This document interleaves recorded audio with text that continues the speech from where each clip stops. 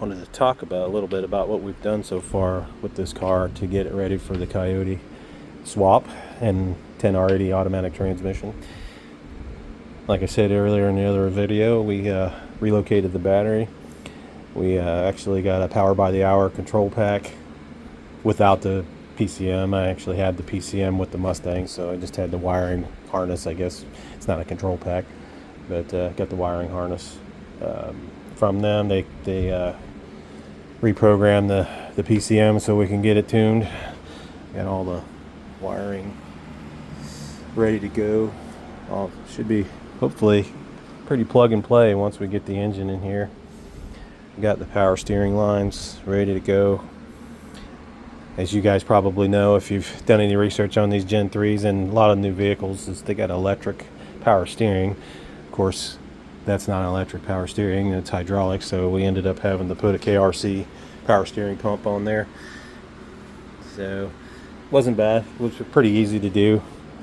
Actually wasn't. I was thinking it was going to be pretty hard, but it actually wasn't bad to install at all.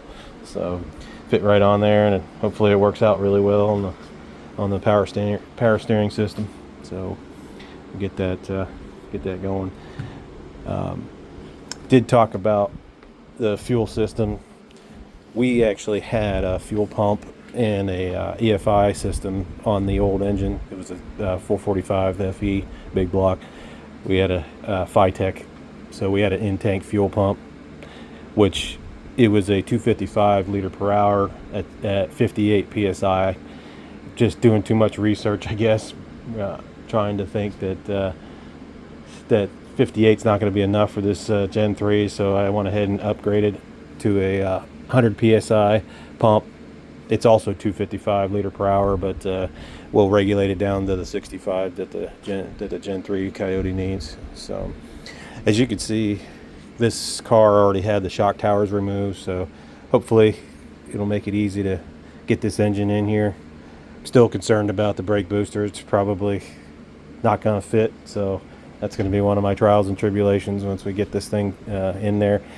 So hopefully not, but we'll see. I've seen so many videos of people doing these things. They said they had to cut the tunnel. They didn't have to cut the tunnel.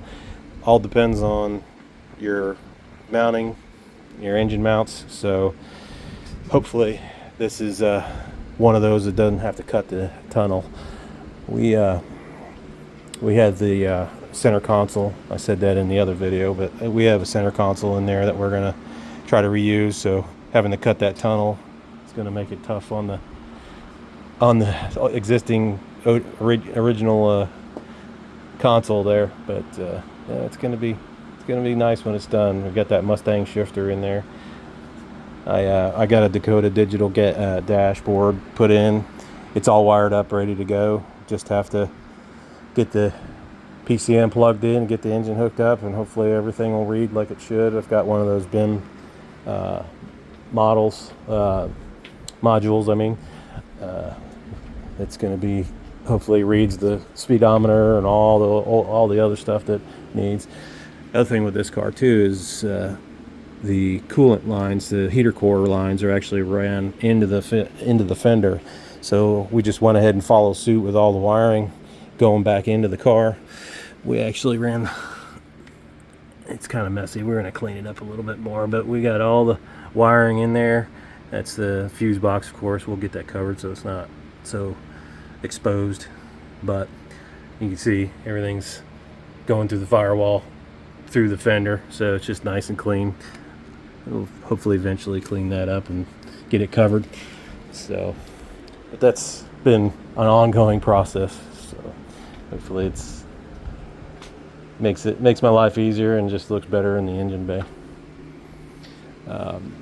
So like I said, we end up putting in the Dakota digital.